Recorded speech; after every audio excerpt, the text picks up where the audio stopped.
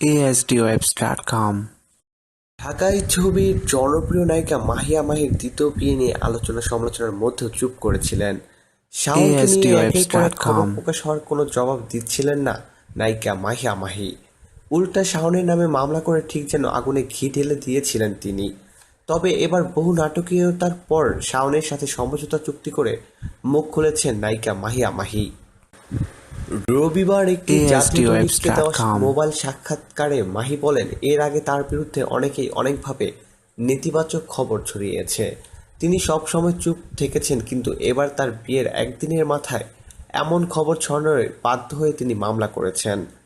মাহি বলেন, আমাকে জড়িয়ে যখন ছবিগুলো প্রকাশিত হয়েছে ASDWebs.com। তখন আমি নিজের কথা ভাবিনি, শুধু আমার শ্বশুর শাশুড়ি ও পরিবারের কথা ভেবেছি। মনে হয়েছে আমাকে জড়িয়ে এসব মিথ্যা খবরে তারা সামাজিকভাবে হ্যাঁ হয়ে যাচ্ছেন। তাদের দিকে তাকিয়ে আমার সতর্কতাকে প্রমাণ করার জন্যই মামলা করতে বাধ্য হয়েছিলাম আমি। তবে মাহি মনে করেন, পুরো ঘটনায় ASDWebs.com। শুধু শাওন একা জড়িত নন। মাহি বলেন, শাওন আমার ছোটবেলার বন্ধু। তার দ্বারা আমার এত বড় ক্ষতি সাধন কখনোই সম্ভব নয়। সে কারো ইন্ধনে এমন কাজ করেছে।